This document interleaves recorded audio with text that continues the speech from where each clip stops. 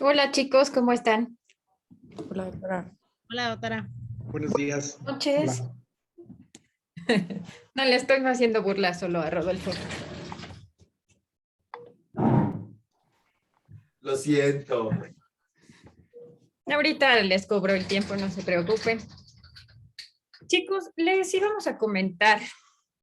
Tenemos un problema en el trabajo. Bueno, no es problema. Una situación administrativa. Nos cambiaron el horario de entrada. Y antes no estábamos checando, pero ahora estamos en verde. Entonces tenemos que checar. Y lo más temprano que podemos checar cualquiera de los dos es a las 7 y en lo que llegamos hasta la oficina. Entonces les queríamos proponer la posibilidad de iniciar 7:30 con Rodolfo y conmigo a las 9. No sé si le sea posible o nos ajustamos y tratamos de iniciarlo más temprano. Por mí no hay problema. Sí, igual por mí no hay problema, a menos que, bueno, haya algo urgente, pues a lo mejor me salgo media hora antes, pero Claro, y está no se bien. preocupen, en las clases procuraré siempre tenerlas grabadas.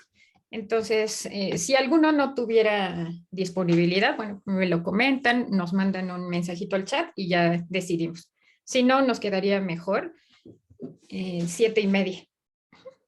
¿Sale? Listo, chicos. Bueno, pues vamos a empezar.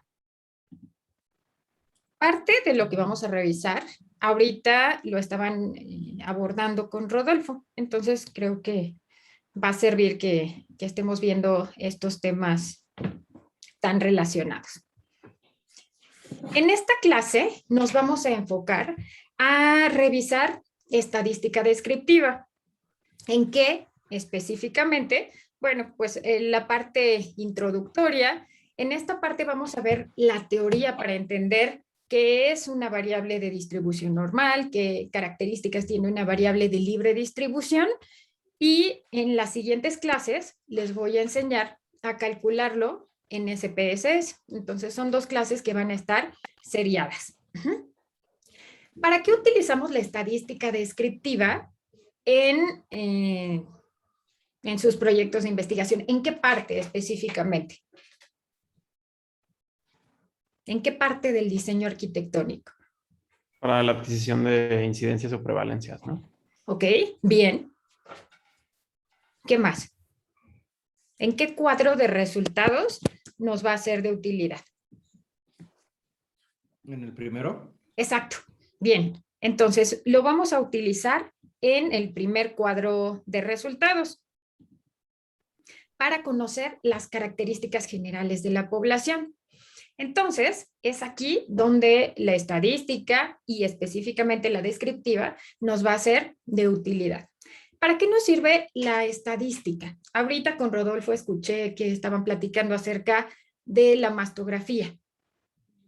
¿Para qué nos sirven las pruebas de hipótesis? Y en general, ¿para qué nos sirve la estadística? Tanto para los proyectos de investigación o para ustedes en su práctica clínica. Para demostrar diferencias o correlaciones. ¿Ok? También nos sirve para poder hacer predicciones. Y al final, cada una de estas pruebas estadísticas, cada uno de los artículos de investigación, bueno, les va a servir para elaborar un proyecto de investigación que tiene como finalidad el que ustedes puedan mejorar algún aspecto de su práctica clínica que aún no tiene respuesta. Pero cuando no se trata de su proyecto de investigación, cuando están leyendo algún artículo y están evaluando algún tipo de tratamiento, el objetivo es que pueda beneficiar al paciente. Ustedes tendrán que ponderar qué tanto es el riesgo-beneficio y si le ayudará o no al paciente, y por lo tanto tendrán que decidir si lo usan o no.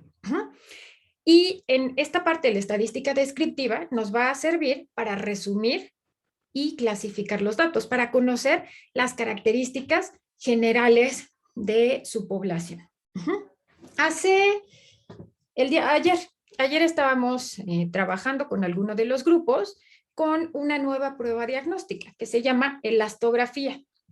Se pretende evaluar cuál es el punto de corte de la elastografía para mejorar el diagnóstico en pacientes que tienen cáncer de próstata. Pero al analizar la prevalencia de la enfermedad en esta población, encontramos una prevalencia de 40% en pacientes con cáncer de próstata. ¿Qué opinan de esa población? ¿Podría ser transpolable a un primer nivel de atención? ¿O podría ser utilizada como una prueba de screening? ¿Qué opinan? O sea, que solo el 40% de los que tienen cáncer de próstata tienen alteración de la elastografía. No, en las pruebas diagnósticas se deben utilizar en pacientes que tienen sospecha diagnóstica. Entonces, pacientes que tienen síntomas sugestivos de cáncer. En este caso, aun cuando los criterios de inclusión eran antígeno prostático mayor a 3 o alguna alteración en el tacto rectal, en la próstata, al final 40% de esa población tenía diagnóstico confirmado de cáncer. ¿Qué opinan con esa prevalencia? ¿Es alta? Muy alta. Muy alta. Entonces, esos resultados, si ustedes tuvieran que analizarlos y si yo quisiera utilizarlo en primer nivel de atención o a lo mejor en un hospital de segundo nivel de atención, pues probablemente no tendría la misma certeza diagnóstica. ¿Por qué? Porque esa población de donde se deriva estaba altamente seleccionada. Entonces, no lo podría utilizar como screening, no sería la prueba más adecuada. Entonces, esa es la importancia de evaluar siempre la estadística descriptiva. Entonces, a veces cuando ustedes están sometiendo su artículo a alguna revista, tienen limitados el número de tablas. Entonces, bueno, pues podemos omitir esta tabla, pero no podemos omitir hablar de las características generales de la población, porque esto puede tener utilidad al momento de tomar decisiones o de extrapolar estos resultados a alguna otra población. Ahora, vean este artículo, se quería evaluar el efecto de deruxtecan en pacientes con cáncer de mama. Estas pacientes ya tenían metástasis. Entonces, este ejemplo de este cuadro de resultados publicado en el New England muestra exactamente la estadística descriptiva. Entonces, es necesario que ustedes plasmen esta información, que no se la salten. No se podrían saltar directo a evaluar la maniobra contra el desenlace. ¿Por qué? Porque nos vamos a perder de información que pueda ser importante. Entonces, este sería el cuadro 1, donde, de acuerdo al tipo de variables, pues tengo que resumir la información. Toda la información que yo obtuve, que está desordenada, que son solo números sin sentido, tengo que agruparla y resumirla. En el cuadro 1, que nos habla de estadística descriptiva. Ahora, ¿qué es una variable?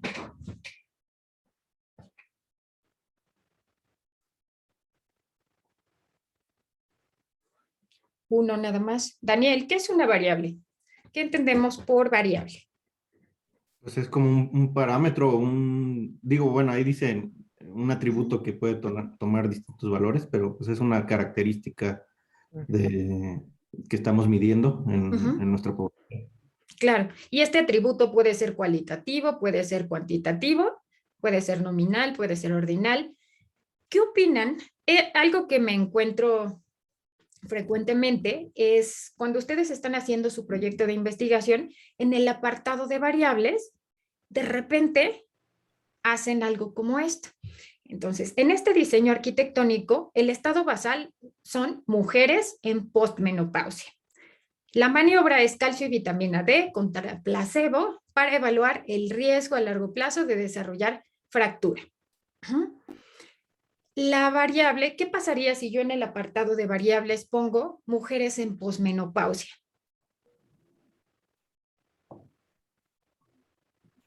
¿Es de verdad una variable? Todas tendrían el mismo resultado.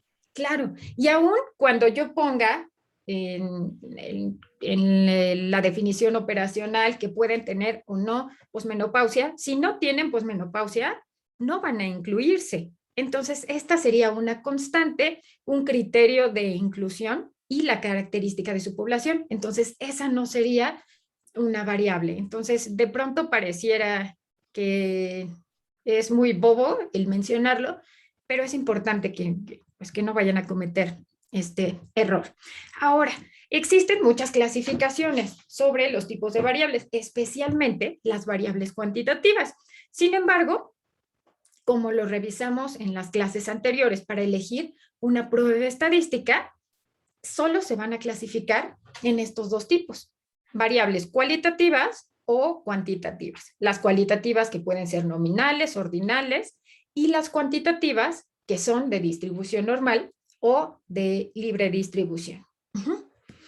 ¿Qué es una variable cualitativa? O más bien ejemplos de una variable cualitativa nominal.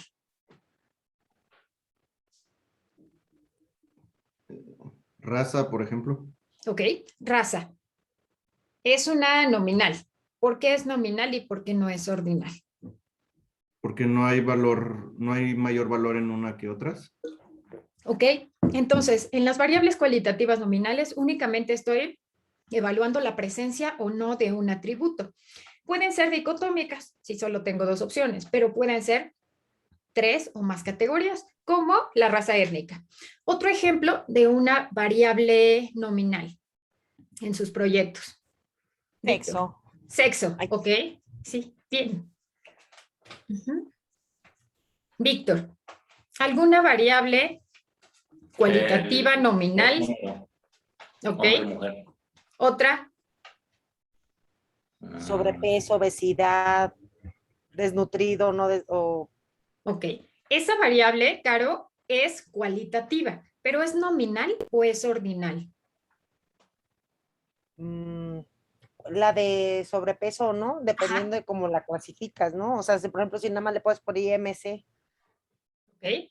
Si le pongo IMC, es cuantitativa. Pero si lo que evalúo es estado nutricional, dado que se identifica un orden, desnutrición normal, obesidad, sobrepeso, entonces se trataría de una variable ordinal. Ajá. Grupo sanguíneo, ¿dónde la clasificaría?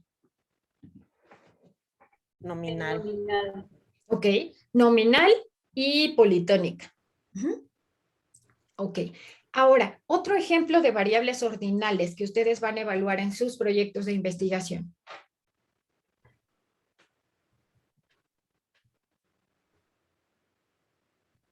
La severidad de, por ejemplo, en mi caso, severidad de colangitis.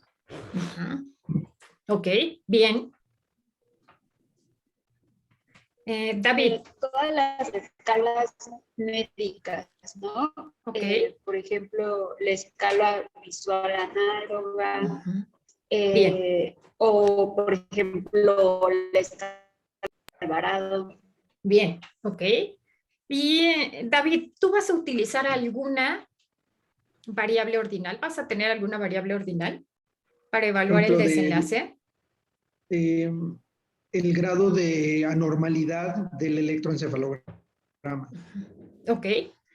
Y no sé si tu desenlace, el grado o las alteraciones en el desarrollo neurológico va a ser como presente o ausente, o bien la vas a clasificar como una ordinal de acuerdo al puntaje del instrumento que utilices.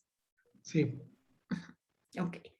Ahora, una variable ustedes la pueden mostrar de diferentes maneras. Podría ser que yo tenga edad y que la tenga como variable cuantitativa en años, pero también puede ser que yo tenga rangos de edad. Si quiero evaluar el riesgo en las diferentes edades para tener alguna complicación por COVID, puedo hacer rangos o categorías. Quiero ver cuál es el riesgo en los que tienen menos de 40 años, entre 40 a 60 y más de 60 años. Entonces, depende cómo ustedes operacionalicen su variable, cómo la quieren medir. Lo ideal es que si tienen una variable cuantitativa, dejen la variable cuantitativa. Más adelante, ustedes pueden clasificarla de una manera distinta, pero de inicio, para que no se pierda la oportunidad de hacer otras agrupaciones, deben mostrar la variable cuantitativa. Entonces, si quieren agrupar índice de masa corporal, está bien, pero dejen siempre la variable cuantitativa en kilogramos metro cuadrado, lo mismo para edad, Ajá. Si van a evaluar el puntaje de algún instrumento, dejen el puntaje como tal antes de hacer las categorías. Con SPSS ustedes pueden transformar esa variable. Pero ¿qué pasa si de inicio ustedes parten de poner la variable en categorías o rangos? ¿Podríamos regresar a la variable cuantitativa? No. Ya no sería posible. Entonces, es importante que ustedes consideren siempre dejar esa variable cuantitativa y a partir de esa, bueno, pueden hacer categorías o recodificarla más adelante. Ahora, vamos a ver en este artículo cuáles son los tipos de variable que estamos observando. Entonces, edad la tenemos en 3 categorías. Tenemos grado de instrucción o escolaridad, edad al diagnóstico, tipo histológico y BIRATS. ¿Cuáles son los tipos de variables que estamos observando? Cualitativa ordinal. Ordinal. ¿Todas son cualitativas ordinales? No. ¿Cuál no? Ah, no, sí, las 4. Tipo histológico, ¿no? Ay, no. Ajá, exacto. Sí, es cualitativa nominal, ¿no? Claro, es una variable cualitativa y este es nominal. Tiene diferentes categorías, pero no hay un orden específico entre tener un cáncer ductal simple o tener uno lobulillar. Entonces, esa sería una variable cualitativa. Nominal. Politónica. Ahora, es importante que ustedes identifiquen el tipo de variable. Con las variables cualitativas, ya sean nominales u ordinales, no hay mayor problema porque se representan y se resumen de la misma manera. Se van a resumir con frecuencias y porcentajes. Si tuviéramos, por ejemplo, la variable EVA, es una variable ordinal, esa la podríamos también resumir con una mediana y un rango intercuartil, o bien con frecuencias y porcentajes.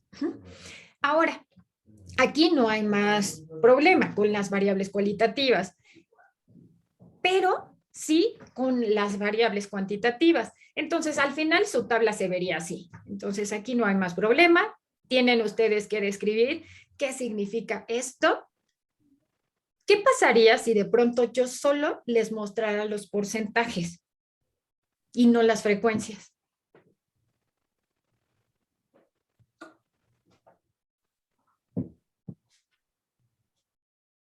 ¿Les sería información útil? Sería incompleta la información, no podrías obtener los datos básicos del estudio. Por supuesto. Entonces, si la muestra puede ser el 40%, pero en una población que incluya solo 20 participantes. No va a ser lo mismo si la población tiene 500 participantes. Entonces, va siempre frecuencia y porcentaje. Entonces, aquí no hay más problema. Y se mostraría de esta manera. Frecuencia, entre paréntesis, el porcentaje, y en la parte de abajo ustedes pueden o tendrían que especificar cómo es que están resumiendo la información.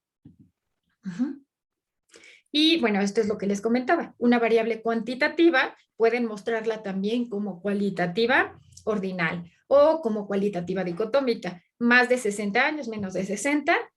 Es importante que cada una de sus categorías sea mutuamente excluyente. Y la categoría que ustedes van a elegir dependerá de la fisiopatología, tal vez, de lo que esté establecido en la literatura, a partir de qué edad y en qué enfermedades existe mayor riesgo. O bien, si no se tiene un punto de corte, se puede calcular solo la mediana y a partir de la mediana de esa población, hacer sus categorías. Algo que es importante y que no deben olvidar es la clínica. Las variables que ustedes están mostrando no son solo números, no es algo que esté haciendo alguien que solo se dedica a la estadística y que no es clínico, porque entonces pueden mostrar variables que no tienen algún sentido. ¿Qué opinan, por ejemplo, de la variable número de nacidos vivos? 3.6 con una desviación estándar de 2.4.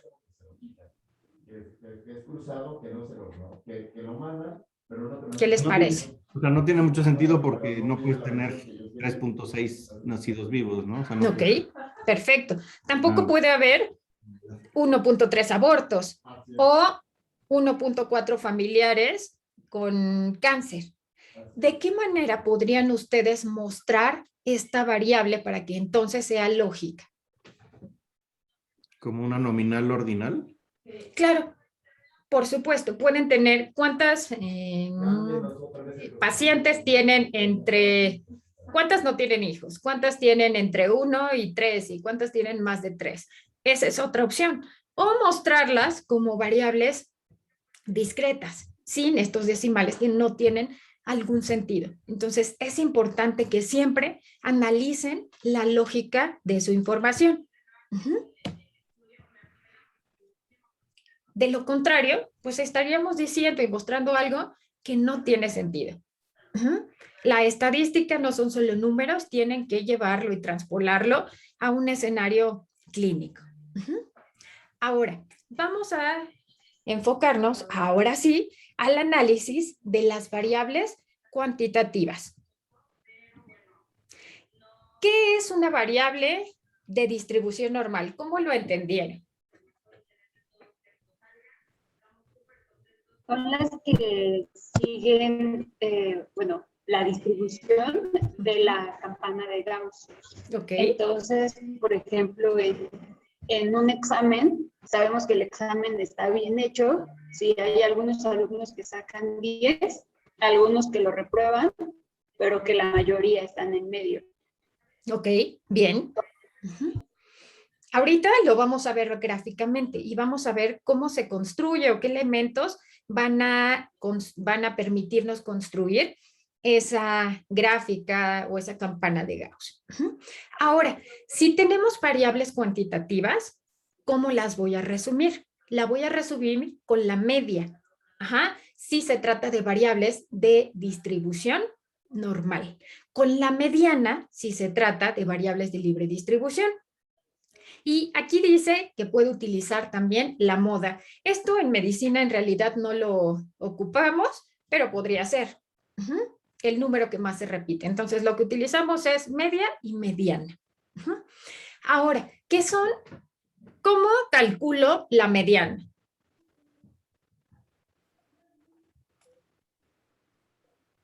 Se suman todos los valores y se divide entre el número de personas. Bueno, sí, de personas. ¿Esto es la media o la mediana? La media. La media, exacto, Daniel. Ahora, la mediana, entonces, aquí evalúo cuántos, en este caso del lado izquierdo, tenemos el ingreso mensual. Entonces, sumo el ingreso mensual de todos los participantes y lo divido entre el total. No hay lío, es un promedio. Y la mediana, yo divido a la población, la voy acomodando del que gana menos al que gana, en este caso, del que gana menos al que gana más. Y el valor que se encuentre justo a la mitad, ese es la mediana. Y cuando yo tengo una mediana como medida de tendencia central, medida de resumen, yo voy a mostrar la dispersión de esos datos con rango intercuartil, percentil 25, 75 o el valor máximo y mínimo de la población. Ahorita lo vamos a ir desglosando. Esto es como solo el resumen. Entonces, ahorita vamos a desglosarlo. ¿De dónde viene la distribución normal?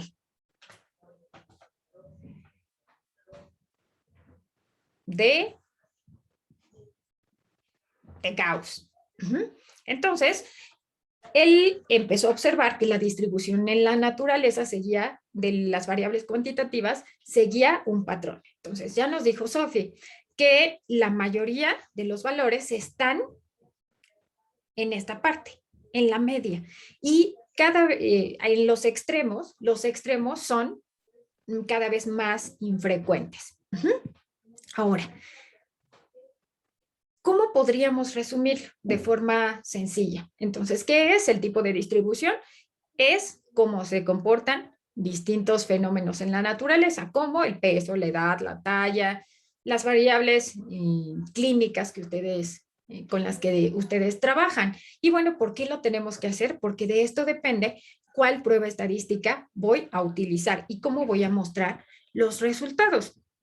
Entonces, esta sería la representación de una campana de Gauss, de una variable que tiene distribución normal. Esta curva se llama mesocúrtica y es un histograma de frecuencias.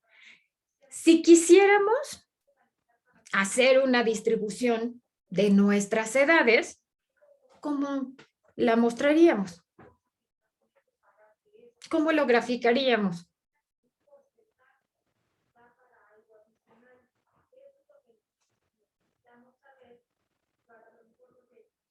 En X, entonces, irían los valores de nuestra variable.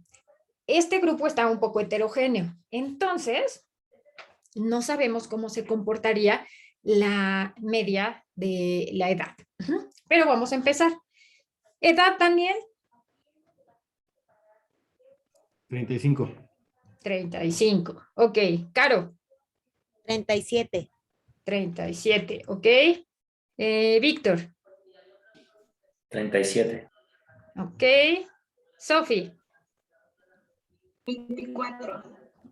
Ay, ella es la pequeña. ¿Quién más? Sí. David. 45. 45. Ricardo.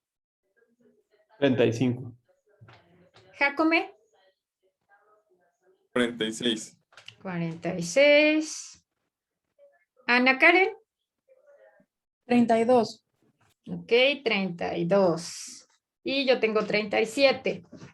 Entonces, con estos datos, pues lo que podemos evaluar, somos 3 personas que tenemos 37 años. Esa sería la moda. Para sacar la mediana, clasificaríamos las edades desde 24 años de Sophie, 32 años de Ana Karen, hasta 46 años de Jacome. El valor que esté a la mitad, ese sería el valor de la mediana. Ahora, ¿de cuánto será la media? ¿En cuánto creen que esté la media de la población? Creo que 34, 35. Ok. Más o menos. Vamos a ver. Seguramente va a estar por ahí. Déjenme hacerlo rápido.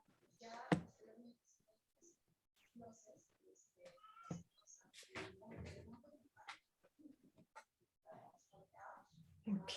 36 años.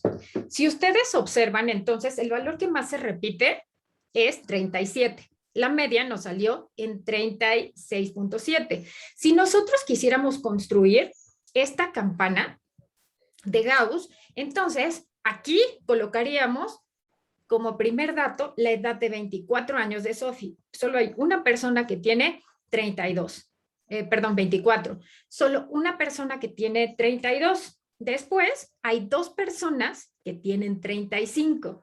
Habemos 3 que tenemos 37. Y después baja a 45, que es solo una persona, y 46. ¿Creen que siguiera el tipo de distribución normal? Pues casi, ¿no? Casi.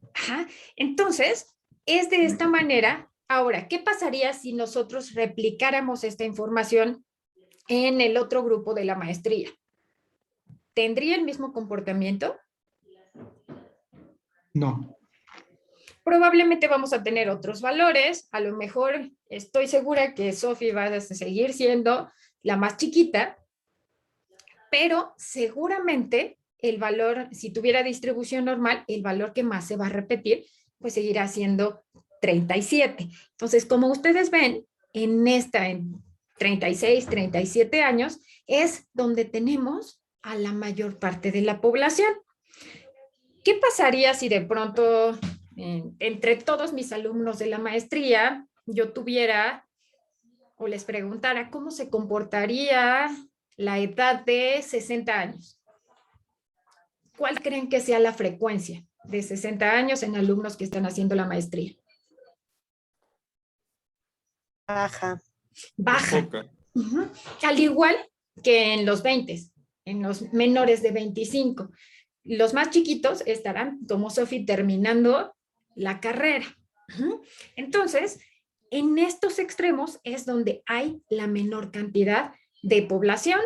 La población más frecuente se encuentra aquí y también se encuentra la moda. Ujú. Entonces, ¿a qué corresponde este valor de 0? A la media. A la media. Ujú. En una variable que tiene distribución normal, la media, moda y mediana caen en el mismo lugar. Si nuestra media es 36.5, el valor que más se repite es 37. Y la moda, bueno, esa es la moda. La mediana, si la calculamos seguramente, va a estar entre 36 y 37. Uh-huh. ¿A qué corresponden este -1 y este 1?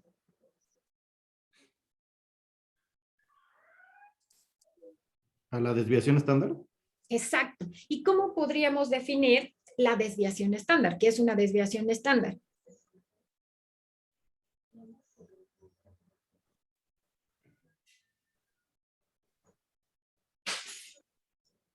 ¿No? No sé si es nada más decir el porcentaje que corresponde a la población, o sea que es el 34.12%. Ok. Una desviación estándar. Bien. También podríamos definirlo como la dispersión de los datos a partir de la media. Entonces, ¿cómo se van alejando estos valores de la media? Entonces, ¿cómo se van dispersando? Esto es una desviación estándar. Y si vemos en la gráfica, esta primera desviación estándar corresponde a la primera inflexión de la curva. La segunda desviación corresponde a la otra inflexión de la curva. Entre la media y más menos una desviación estándar, se va a encontrar el 68.2% de la población. Entre dos desviaciones estándar más menos 2 está el 95% de la población y a 3 desviaciones está el 99% de la población. Uh-huh. ¿Qué pasa a 1.96 desviaciones estándar? Más o menos, ¿qué porcentaje de la población abarcaría? Pues prácticamente nada. 95%. 95% abarcaré. Que ese claro, es el valor que se utiliza para Z de alfa, lo que ustedes utilizan para el cálculo de tamaño de muestra, para permitirse un error alfa, de aquí viene. Es esa precisión de 95%. Entonces, a dos desviaciones estándar está el 95.44% de la población y a 1.96, 95%. Uh-huh. Hasta aquí. ¿Dudas sobre cómo se construye o qué representa la distribución normal? Yo nada más una pregunta, doctora. O sea, sí entiendo la desviación estándar, o sea, que es la dispersión, pero ¿qué traduce en la campana? O sea, ¿qué traducción tiene? Porque sé que si los aceptables serían dos desviaciones estándar, pero ¿es porque está dentro del intervalo de confianza o cuál es el significado que se le daría? Ok. Si estuviéramos hablando, déjenme. Imaginen que estamos evaluando un fármaco antihipertensivo, dos fármacos.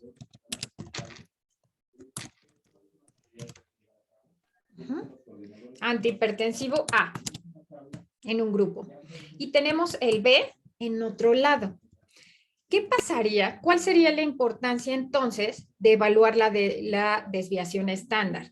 En un grupo se alcanza una presión sistólica de 120 con una desviación estándar de 10. Pero ¿qué pasaría en el segundo fármaco, en el fármaco B? Pues en el fármaco B, aún cuando se alcance una presión igual de 120, ¿qué pasaría si de pronto yo tengo una desviación estándar de 50? ¿Cómo les iría a los pacientes? Aquí puedo decir que al final, así. ¿Qué pasaría? ¿Cuál sería la traducción con el efecto del fármaco? Pienso que el antihipertensivo A, o sea, 120 está en una cantidad más pequeña de la campana y 120 en el grupo B está en una cantidad más dispersa. O sea, exacto. ¿Qué pasaría en cuanto a la variabilidad del efecto? ¿Cuál es más darían? variable. Es más variable el efecto en la B.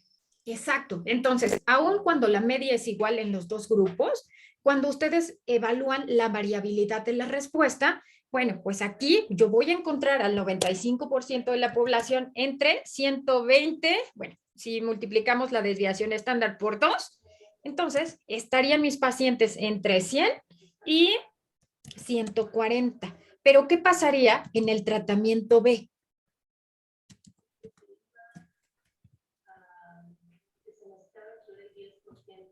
¿70? 170. 50 por 2, 100. Ajá, aquí me fui tal vez demasiado lejos porque no vamos a tener pacientes con 20, pero supongamos que es de 30, mejor 30. Ajá.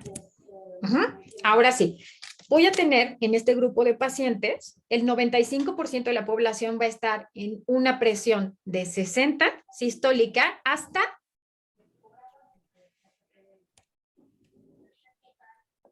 Sería el doble, sería 160, 180. 180. Porque son dos desviaciones, ¿es por eso? Exacto. Entonces nos habla de la variabilidad del efecto. Aquí el fármaco A tiene un efecto más constante, pero el fármaco B va a ocasionar aun cuando la media en los dos grupos sea de 120, puede ocasionar episodios de hipotensión, caídas o alguna alteración por la hipotensión. Pero en otro grupo de pacientes, pues se va a tener una presión que puede ser hasta de 180. Y esta variabilidad en el efecto puede traducirse al final en eventos adversos.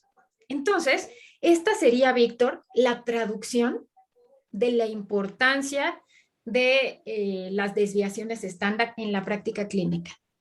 Gracias, doctor. Se me quedó mucho más claro. Ok. Había levantado la mano, David. Bueno, yo solo quería preguntar en relación, por ejemplo, a los percentiles, por ejemplo, de las gráficas de perímetro cefálico, donde decimos que del percentil mínimo y el percentil máximo, 2 desviaciones estándar, cuando lo aplicamos de esta manera, por ejemplo, hablamos de macrocefalia y si está en el rango abajo, más de 2 desviaciones estándar está en microcefalia, sospecha de microcefalia, ¿no? Claro. ¿Y cómo lo podemos aterrizar en esta curva, por ejemplo? Lo que nosotros diríamos, ¿cuál es el punto de corte para microcefalia? Por ejemplo, bueno, microcefalia, menos de 32 centímetros. Hablando de un recién nacido, por ejemplo, de término. ¿A cuántas desviaciones estándar corresponde?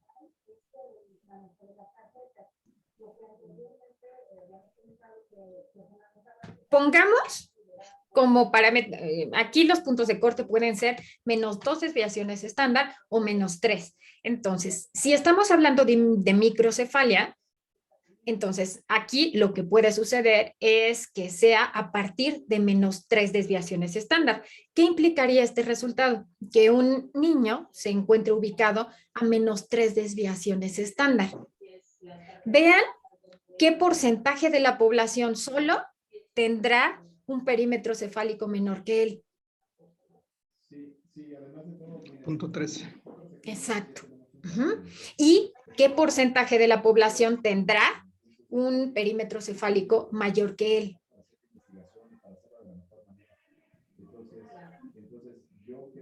$99.7%.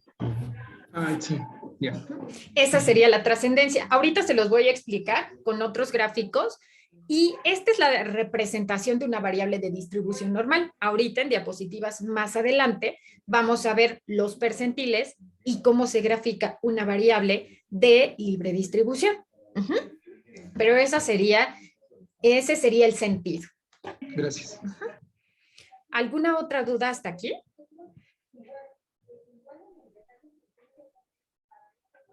¿No? Seguimos.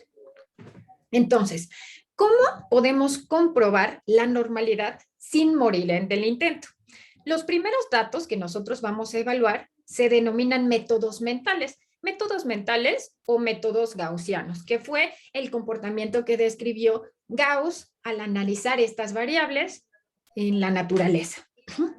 El primer criterio es que la media, la moda y la mediana sean iguales. Entonces, si ustedes al final obtienen que la media es 36.7, la mediana es 37 y la moda es 37. Aquí, ¿ustedes dirían que son iguales?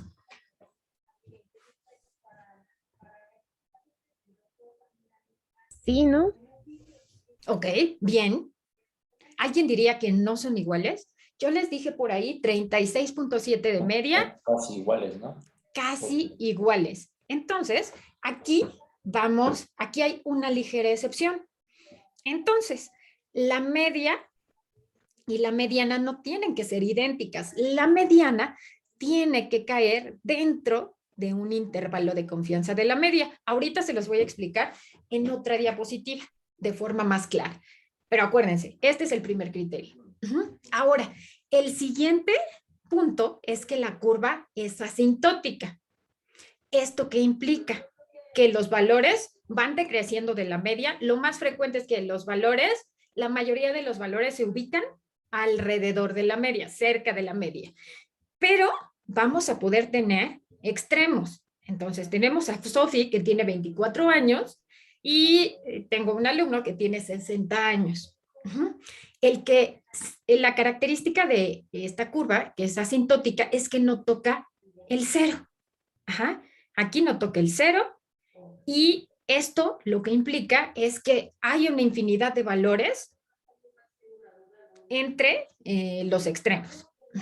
Como el ejemplo que nos ponía David, bueno, yo puedo tener un niño con microcefalia, pero también puedo tener un niño con macrocefalia, aunque eso va a ser lo menos frecuente. Entonces, a eso se refiere esta característica de que la curva es asintótica. Ahora, la curva es simétrica. Si yo divido a la población a la mitad a partir de la media, ¿qué porcentaje de la población está por arriba o por abajo de la media? 50 y 50, ¿no? 50%. Entonces, si yo la divido a la mitad, voy a tener 50% de la población a cada uno de los lados de la media. Entonces, es simétrica. Si trazo una línea a partir de la media, es una imagen en espejo, una de la otra. Ahora, cuando esta curva no es simétrica y está, no sé, a lo mejor en un lado de la media, tengo al 60% de la población y del otro al 40% de la población. Si se comportara así la gráfica, a eso yo le digo que la curva está sesgada o que es asimétrica. Y esta es la curva normal, ¿no? Mesocúrtica. Pero ¿qué pasa aquí? Aquí tienen diferentes tipos de curvas. Quizá en este ejemplo, la curva mesocúrtica sería la verde. Esta curva, que está demasiado picuda, demasiado alta, ¿qué pasa en esta curva con la desviación estándar? ¿Es amplia o es estrecha? Estrecha. Es estrecha. Esta curva se llama leptocúrtica y esta curva, que está demasiado aplanada, se llama platicúrtica. Aquí, por el contrario, la desviación estándar es muy amplia. Entonces, lo que nosotros queremos tener es una curva así, como la verde, mesocúrtica. A eso se le llama kurtosis. Entonces, vamos a tener ahí algunos parámetros de referencia. Afortunadamente, el programa SPSS no los da todo, pero es importante que ustedes sepan de dónde viene. Ahora, otra cosa que también es importante es que entre la media y más o menos 2 desviaciones estándar se incluye al 95.4% de la población. Si ustedes hacen este cálculo, el valor tiene que ser plausible. ¿Qué pasaría si yo les digo que el tiempo de evolución de pacientes con COVID que acuden a primer nivel de atención, la media de inicio de los síntomas es 3 días, pero la desviación estándar es de 2 días? ¿Entre qué valores se encontraría el 95% de la población?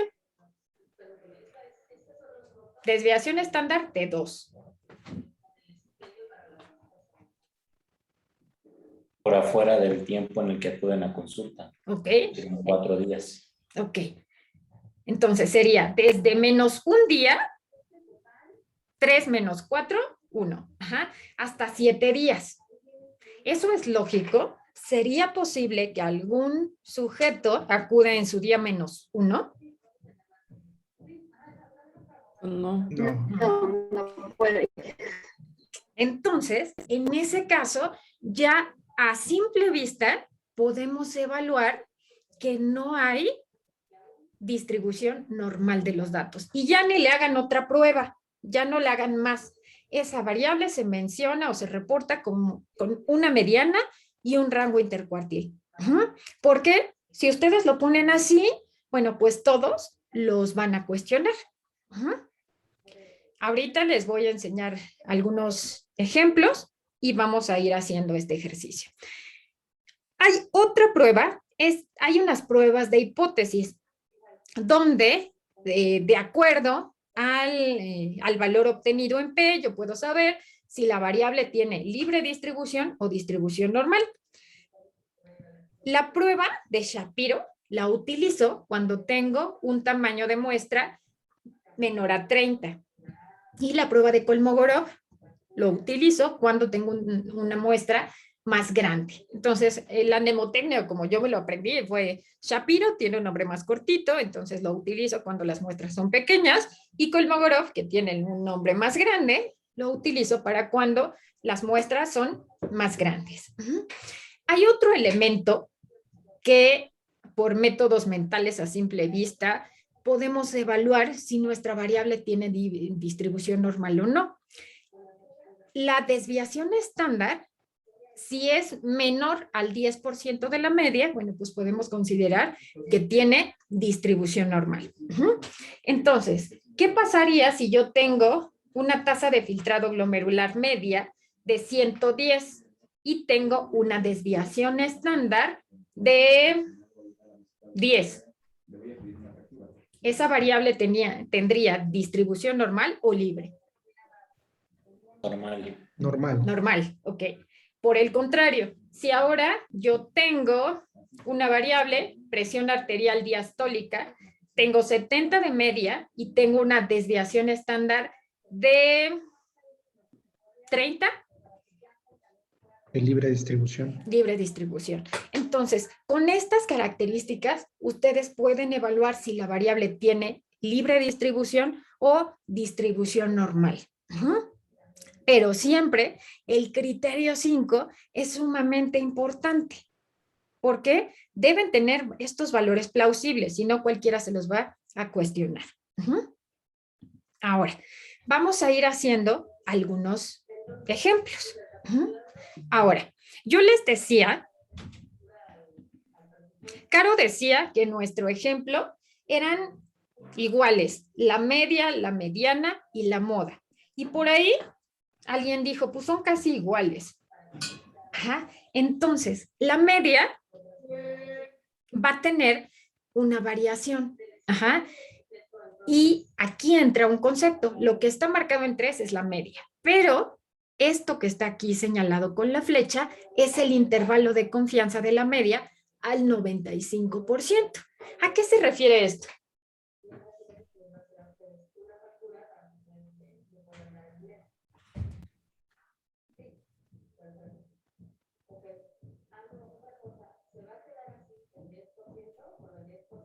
Es si se repitiera la medición, ¿dónde caería la media nuevamente? Exacto. Entonces, son esos límites donde yo voy a encontrar a la media. ¿Por qué va a variar? Simplemente por el muestreo, por el tamaño de muestra. Es un error de muestreo.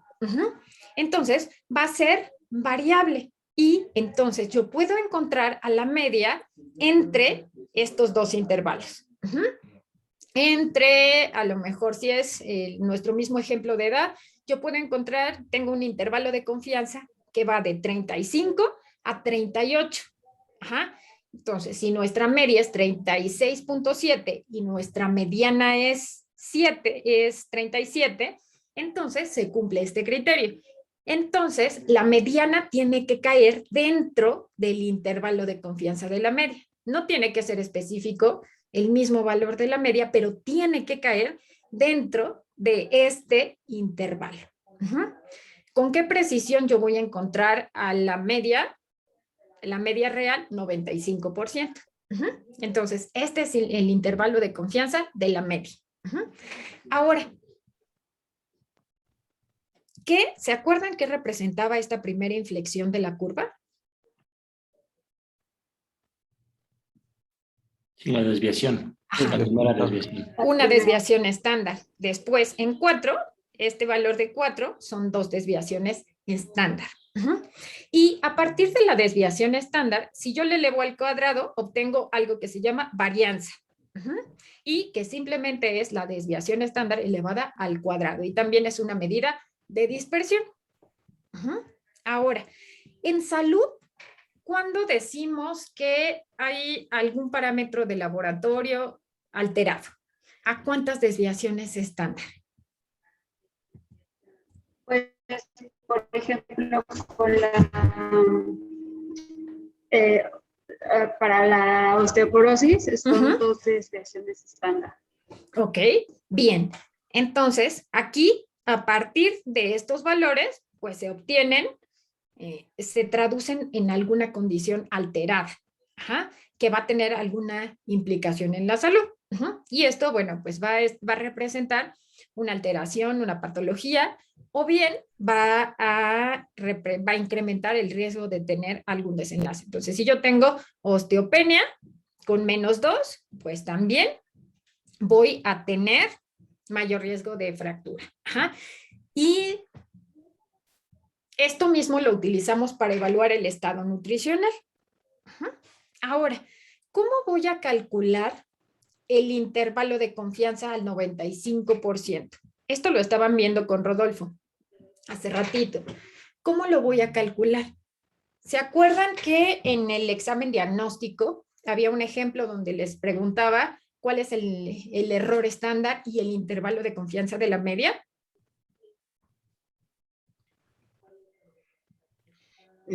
Pues se calcula es desviación estándar más menos zeta alfa. Casi. Es la media de su población más menos zeta de alfa a 95%, que es 1.96, y eso se multiplica por el error estándar. Entonces, esta es la fórmula. ¿Y de dónde sale el error estandarizado de la media? ¿O qué nos traduce?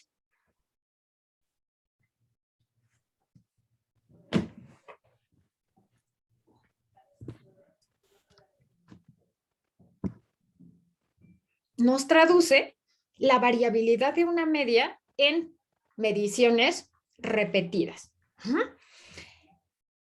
Vean cómo depende. Aquí es donde se utiliza la fórmula de desviación estándar entre la raíz cuadrada de n. ¿Qué va a pasar con el error estándar y por lo tanto el intervalo de confianza de una población en la que están incluyendo a 10,000 participantes en comparación con una donde solo tienen 20 participantes? Va a ser más grande el error estándar en donde la población es más chica. Exacto. Sí. Entonces, si tienen ustedes una población pequeñita, una N de 20, pues también el intervalo de confianza va a ser más amplio. Si van aumentando el tamaño de muestra, entonces, ¿qué sucede? Pues la dispersión de los datos se va haciendo menor y también el intervalo de confianza al 95% sería menor. Entonces, aquí está ahora la definición de la desviación estándar. Es la raíz cuadrada de la sumatoria de el valor que se tiene de un participante menos la media al cuadrado entre n-1. Esto, dicho en términos sencillos, es que tanto se dispersan o se alejan los datos a partir de la media. Eso en términos sencillos. Si no se quieren meter en líos, si quieren recordar los supuestos, la teoría, esto, yo les diría esto, acuérdense de esto, que tanto los datos se dispersan o se alejan de la media. Y ya. Y la varianza, acuérdense que es también una medida de dispersión y se obtiene, si ustedes elevan al cuadrado, a la desviación estándar. ¿Dudas hasta aquí? La desviación estándar, o sea, ya está, no se mueve nunca, que una desviación estándar es el 34.2 o 0.13%. O sea, eso ya es inamovible. Eso ya está establecido. De acuerdo a esos supuestos, ahí tendría que estar el 68% de la población, más o menos una desviación estándar, o a 2 desviaciones estándar, 95.4. Entonces, eso es inamovible. Lo que sí puede pasar es que tu población no se comporte de esa manera y no está mal, simplemente no tendríamos que representarla con media y desviación estándar, porque no se cumplen estos criterios y tendríamos que hablar de esa variable como de libre distribución. Pero no pasa nada. ¿Qué pasa? ¿Por qué la gente prefiere siempre utilizar medias a medianas? ¿Por qué se les ocurre?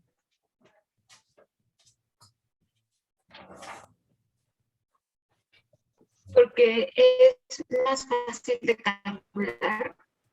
Creo que en la cotidianidad estamos más acostumbrados al promedio, que es bueno, la media, que a las medianas. O sea, creo que desde la primaria siempre hablamos de promedios y en la cotidianidad hablamos de promedios.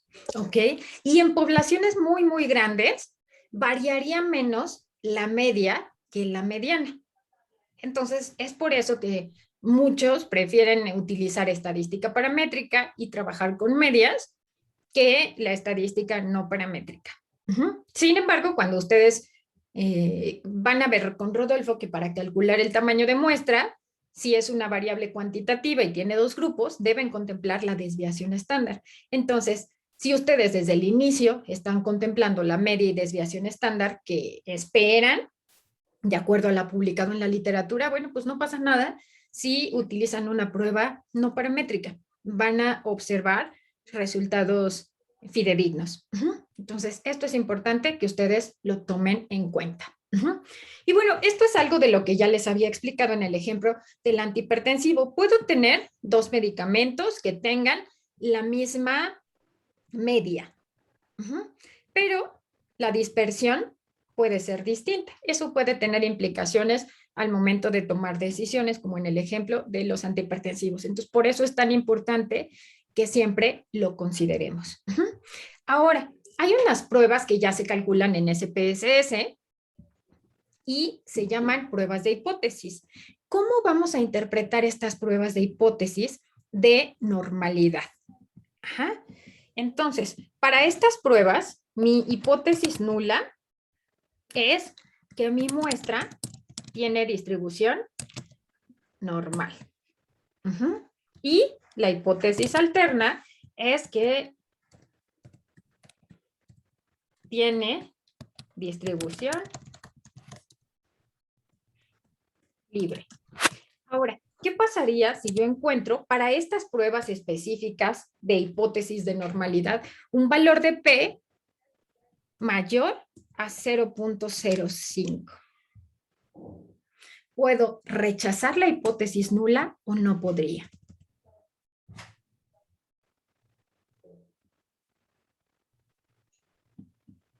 No podría, ¿no? Ok, entonces, si mi valor de P para esta prueba es mayor a 0.05, entonces asumo que tiene distribución normal.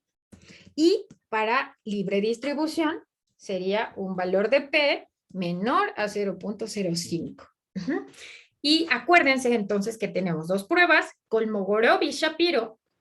Kolmogorov-Smirnov cuando el tamaño de muestra es grande, más de 30, y cuando es menor a 30 ocupamos la de Shapiro. Entonces, esto lo vamos a ir repasando más adelante, no se preocupen si ahorita de pronto no lo tienen tan claro, necesitamos hacer varios ejercicios para irlo entendiendo. Entonces, vamos a avanzar. Ok.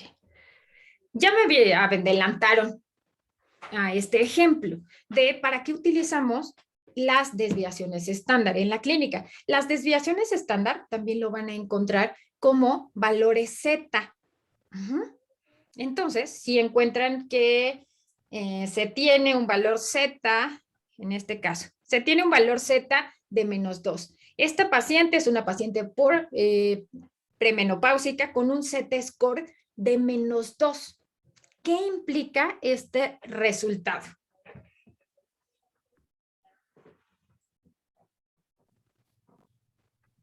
Tu resultado está fuera de la normalidad. Ok. Es un resultado alterado. Ok. Entonces, si lo graficáramos o si analizamos estos resultados de osteoporosis, de evaluación de osteoporosis, aquí en 0 tenemos a la media. Aquí está, creo que aquí se ve mejor. Ahí en 0 estaría la media. A 2 desviaciones estándar, diríamos que esta paciente tiene una densidad mineral ósea por debajo de 2 desviaciones estándar, que se traduce en osteopenia. Entonces, a mayor desviación estándar, pues más resultado anormal. Entonces, esta sería la interpretación. Acuérdense entonces que las desviaciones estándar pueden estar así, como desviación estándar o como Z-score. ¿En qué más utilizamos los Z-score? En pediatría, David. Sí. ¿Cómo interpretamos, por ejemplo, una niña que tiene 3 años y tiene un Z-score para talla de 3? De 3, pues que se encuentra en... Pues 3 justo está en el límite inferior, pero está a 2 desviaciones de la media, está a 2 desviaciones estándar hacia abajo. ¿Qué opinan los demás? Que está 3 desviaciones estándar por arriba de la media. Ok, bien. ¿Qué porcentaje de la población tendría una talla menor que ella?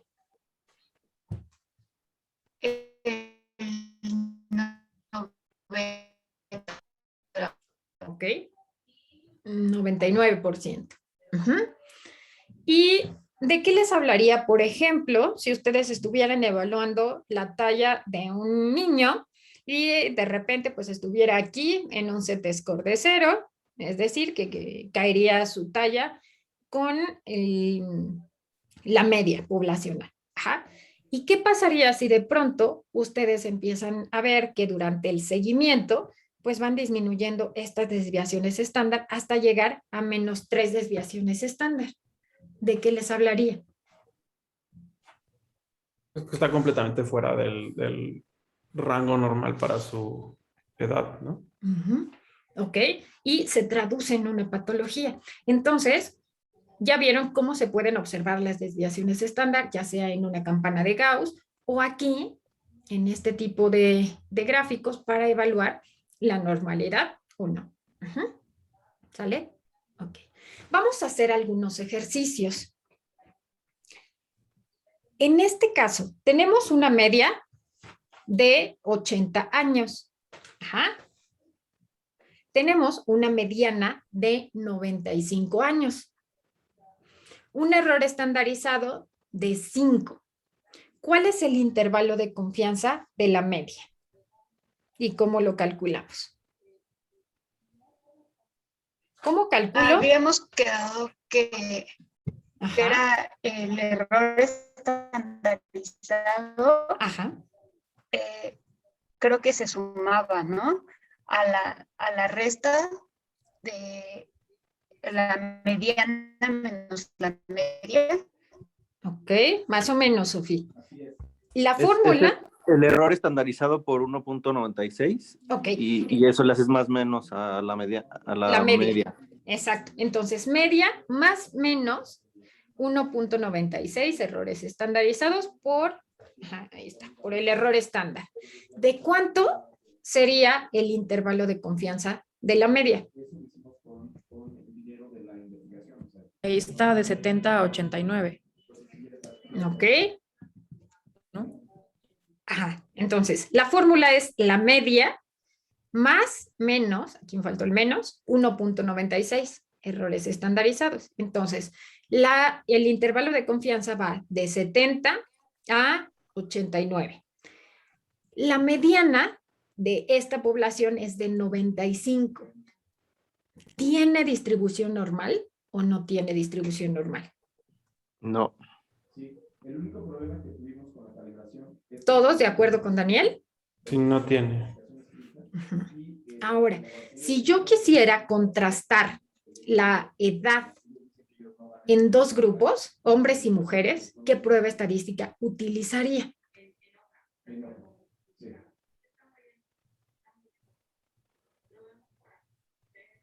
Udeman-Whitney, ¿no?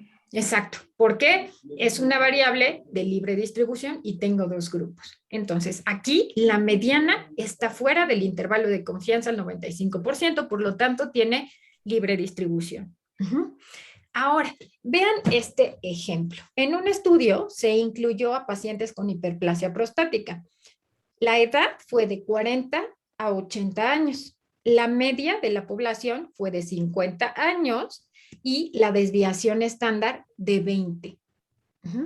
¿Entre qué valores se va a ubicar el 95% de esta población?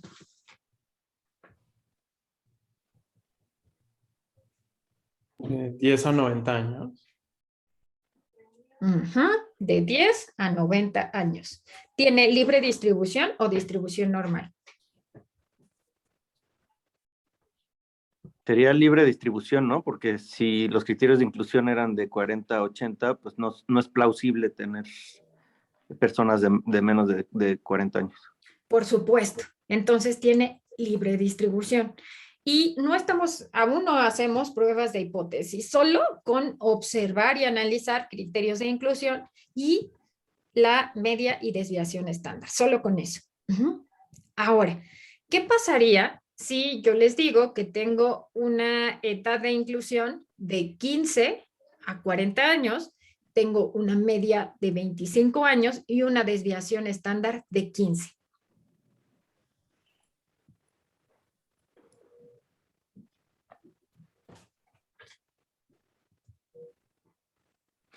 Pues el valor inferior no existe, en pocas palabras. O sea, el valor inferior es menos 5 años. Claro. Entonces, en este caso, la variable otra vez tiene libre distribución. ¿Sale? Entonces, en estos casos es muy obvio que tienen libre distribución. Entonces, utilizamos una prueba no paramétrica. Ahora, vamos a ver este ejemplo. Vamos a ir desglosándolo entre todos. Se está evaluando la variable que se llama días de nutrición parenteral. La salida de SPSS nos da estos datos. Estos datos que están a la derecha, y abajo viene también el valor de asimetría y kurtosis. Entonces ya todo se los da el programa, pero es importante que ustedes sepan de dónde viene y cuál es su representación. Entonces, vean en este ejemplo, tenemos una media de 14 días de nutrición parenteral. El valor mínimo y máximo mostrado son 3 días y 24.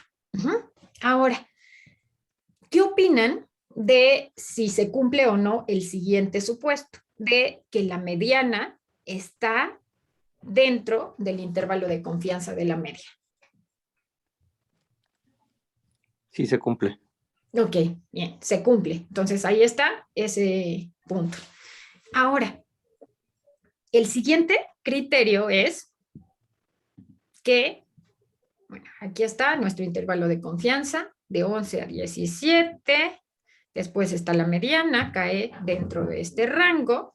¿Y qué pasa si nosotros calculamos o tomamos en cuenta la media y 2 desviaciones, bueno, más 2 desviaciones estándar? ¿En dónde se va a ubicar el 95% de la población? Con una media que es 14.4 y la desviación estándar que es de 7.13. ¿Entre qué valores se va a encontrar el 95% de la población? Va a superar el 0. Entre 0 y 28.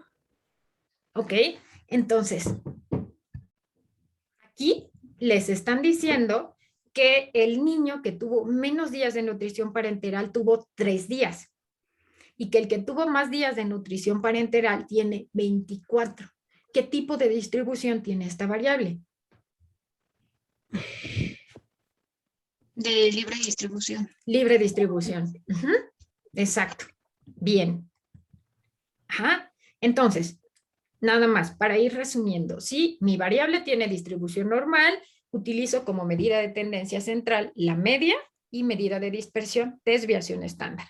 Voy a utilizar para comparar grupos pruebas que son paramétricas y puedo utilizar TD-Student, ANOVA, regresión lineal, correlación de Pearson. Pero si es de libre distribución, yo voy a mostrar a la mediana con medida de tendencia central y como medida de dispersión, rango intercuartil, que es percentil 25, 75 o el valor máximo y mínimo. Y las pruebas estadísticas por las que voy a optar es la prueba de Mann-Whitney, Kruskal-Wallis o bien correlación de Spearman. Algo que es importante mostrar, ustedes ya vieron que en una variable que tiene distribución normal, la media y la mediana son iguales. Por lo que una variable de distribución normal también la pueden mostrar como una mediana, pero lo que no puede suceder es que una variable que tiene libre distribución sea representada con una media. Pero bueno, lo común es esto. Si tiene distribución normal, elijo la media y la desviación estándar. Ahora, ¿dudas hasta aquí?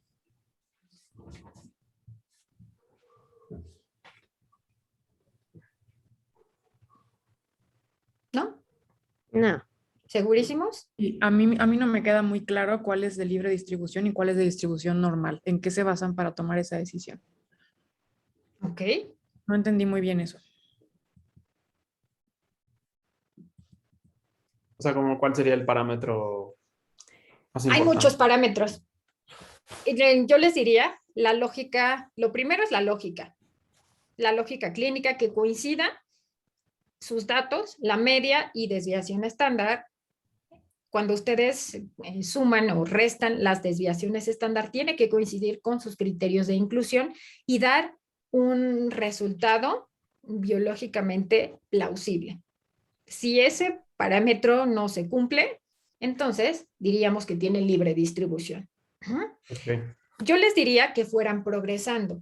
Si ustedes evalúan que desde aquí, ¿no? Si evalúas a Ana Karen, tenemos aquí una media que es de 45 años. Con un intervalo de confianza que va de 41 a 49. Si desde aquí, por ejemplo, la mediana fuera 55,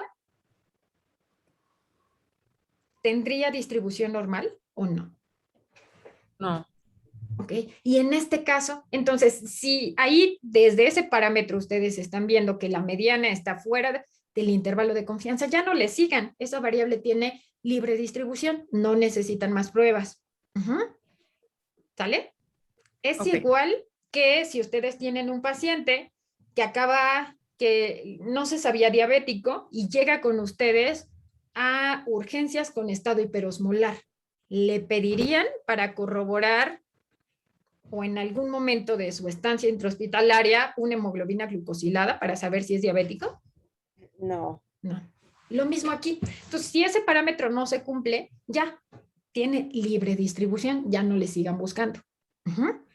Ahora, El siguiente punto, a lo mejor se cumple este. Bueno, voy a ver la lógica clínica, que entre la media y más o menos 2 desviaciones estándar sea un valor biológicamente plausible. Y además que esté aquí dentro de mi rango mínimo y máximo. ¿Qué opinan de este ejemplo?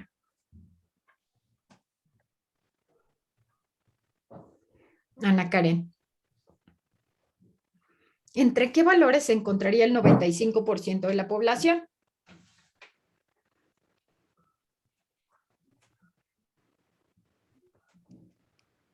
Entre 25 y 65. Ok. Ajá. ¿Y qué dice aquí nuestros resultados? Nuestros resultados dicen que el valor mínimo está en 23. Esto quiere decir que nuestro resultado de 25, pues es posible. Sí, Y, cercano. exacto. Y aquí el máximo son 59 años, pero ahorita nos salió 65 años. Entonces, entre 25 y 65 años está contenido el 95% de la población. Entonces, ¿se cumple este criterio o no? Sí. Se cumple. Listo. Distribución normal. Ahora. ¿Hasta qué punto se decide cercanía? O sea, 5 unidades, 6 unidades. O sea, de 25, que 23 está cerca de 25, sí, pero ¿y si fuera 20 o si fuera 19? Si fuera 20, ahí esto ya no puede ser posible. No tiene que estar por abajo y no tiene que estar por abajo. Bueno, básicamente es este. Creo que está en la siguiente diapositiva. No. No tendría que estar por abajo. Okay. No pudiera variar más de una desviación estándar. 2. Sería mucho, 2. Exacto. Ajá. Ahora, vean, aquí tenemos otro valor que es asimetría. Este valor tiene que ver con, si yo divido a la población a partir de la media, encontraría al 50% de la población de cada lado y la curva se vería simétrica. Aquí el punto de corte es más menos 0.5. ¿Qué opinan? Esa curva estaría desviada a la izquierda, creo. Estaría desviada. Entonces aquí ya no se cumple este parámetro, pero se cumplen todos los demás. Entonces, aquí en kurtosis, el valor es más menos 1. Y aquí tenemos menos 0.17. ¿Se cumple ese valor?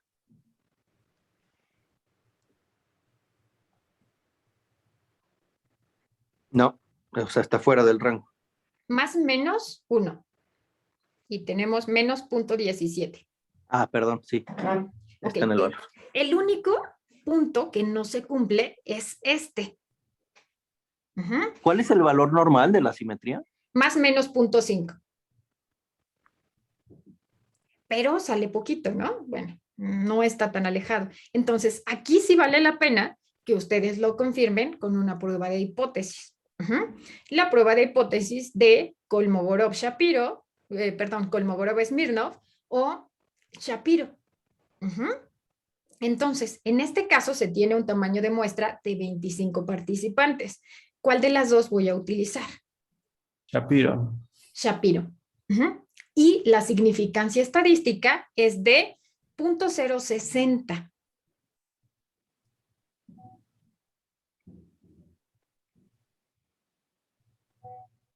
Está arriba de 0.05.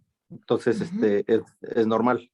Es de distribución normal. Entonces, al final, nuestro resumen, Ana Karen, sería, no se cumplió este parámetro de asimetría, pero entonces, como tengo duda, hago mi prueba de hipótesis. Entonces, tiene que ser gradual y por pasos. Solo si tengo duda, entonces lo realizo.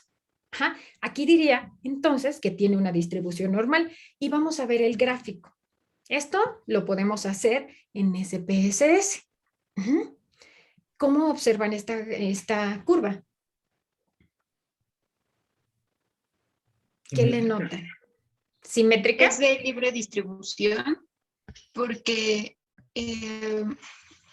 la media, la moda y la mediana no caen en el mismo lugar. Ninguna de las tres. Y ya, o sea, para empezar. Ok. Pero no la ven. Está desviada hacia la derecha. Ok. ¿Qué tanto? Una desviación.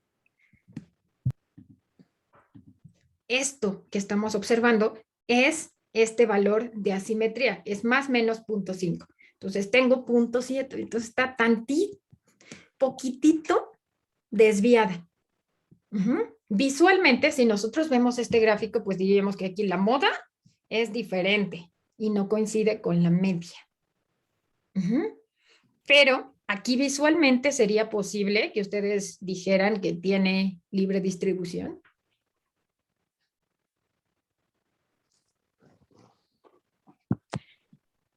¿Sería tan claro? Pues no. Habría que hacerle la prueba, ¿no? Entonces, en este caso que sí tienen duda, es cuando ustedes tendrían que hacer la prueba de hipótesis. Una pregunta, doctora. Las pruebas de hipótesis, entonces, o sea, si son de más de 0.05, ¿son de distribución libre? Perdón, No, normal. Y si son de normal. menos de 0.05, son libres. O sea, así lo Exacto. interpretamos. Así es. Ok. Y tienen todos estos criterios. No es que solo aplique uno y me deba quedar con uno. Es una combinación. Y yo les diría cómo, pues vayan progresando. Y decidan al final con esta cuando visualmente tienen dudas o cuando, como en este ejemplo, se cumplen todos los parámetros, excepto la simetría, que está aquí un poquitito por arriba. Bueno, más bien por abajo, ¿no? Menos 0.5. Entonces, en ese caso es cuando ustedes proceden a hacer alguna otra prueba. Si no, si desde el inicio la mediana no está dentro del intervalo de confianza, ahí se quedan, ya no tienen que hacerle nada más y nadie se los va a cuestionar. ¿Sale? Y estos datos los podemos introducir a SPSS y calcular las pruebas. Esto se los da SPSS. A ver, una pequeña introducción nada más a la siguiente clase. Ya no quiero abrumarlos con tanta información. La siguiente semana vamos a continuar trabajando con percentiles, cómo se grafican las variables de libre distribución. Y vamos a empezar a hacer estos cálculos en SPSS. Entonces, para la siguiente semana ya deben traer su su SPSS listo, ¿sale? ¿Ya todos lo tienen? Sí, bueno, yo lo descargué y es una máquina virtual que se abre en mi computadora, pero sí funciona bien. Ok, perfecto. Entonces, ¿por qué lo vamos a ir haciendo aquí entre todos? ¿Qué es lo único que tienen que meterle a SPSS? Vamos a hacerlo con nuestro ejemplo de edad en los últimos minutos que nos queda de la clase y vamos a evaluar si tiene nuestra edad distribución normal o libre. Entonces,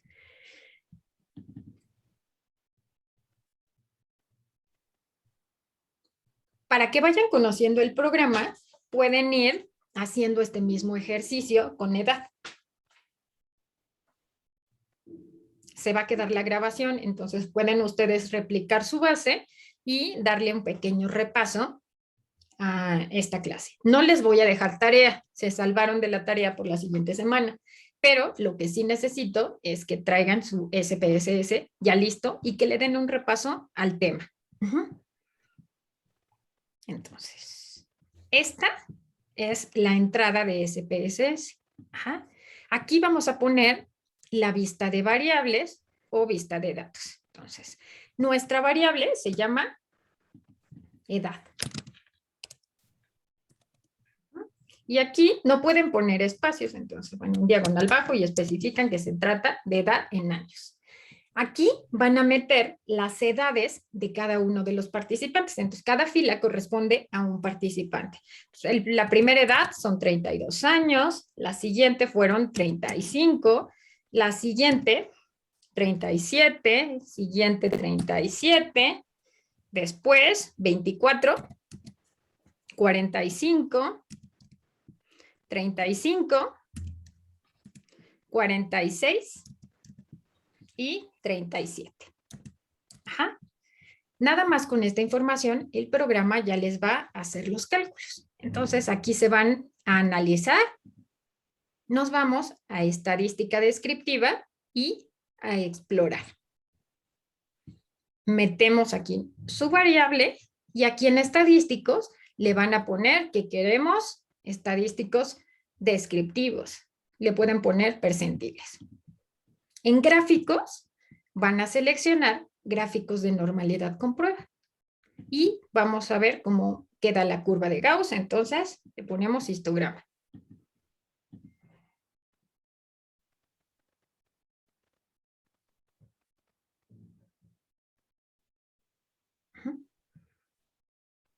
Listo. Entonces, vean, la media es de 36.4. El intervalo de confianza va de 31 a 41. La mediana es de 37 años. Ana Karen, ¿se cumple o no este primer supuesto de normalidad? Sí. Ok, se cumple. Ahora, ¿entre qué parámetros se encuentra el 95% de la población?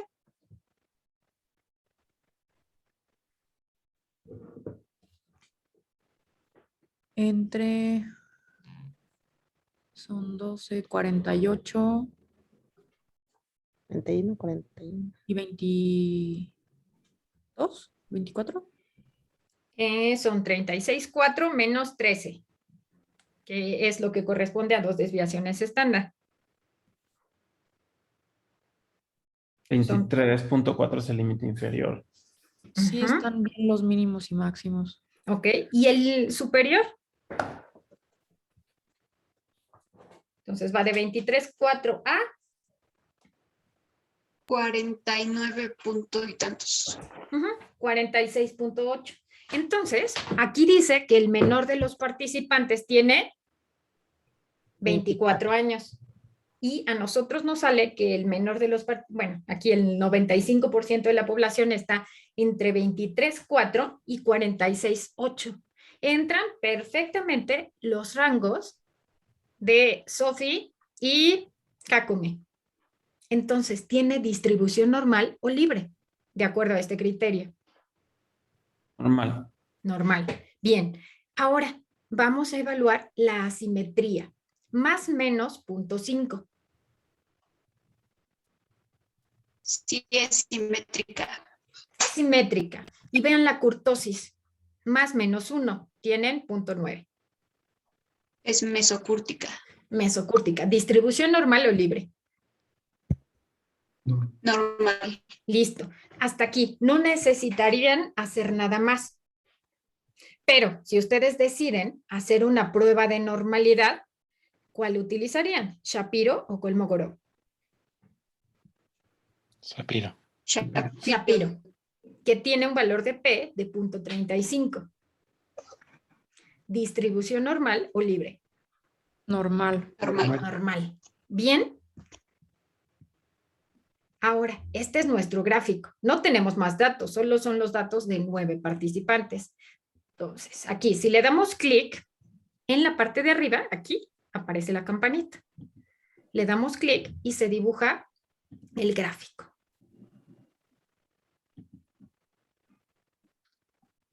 Por solo observar el gráfico, diríamos que tiene distribución normal.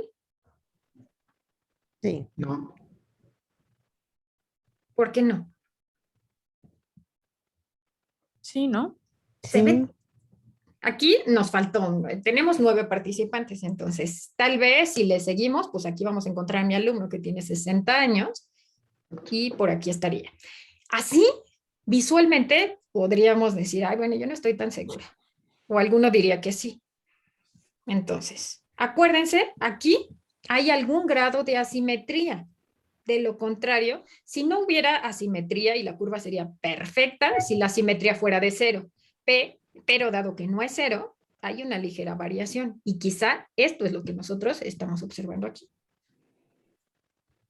Entonces, bueno, pues parece simétrica. Aquí hay algo que pues seguramente me falta tamaño de muestra para poder observar estos valores, pero pareciera simétrica.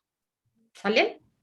Entonces, así en automático, SPSS se los da cuando ustedes van metiendo los datos de cada participante. ¿Sale? Se los voy a poner un momentito en el video. Aquí está. Los datos de la edad por si quieren replicar este ejercicio en casa. Bueno, chicos, estamos por terminar. ¿Dudas, preguntas sobre distribución normal?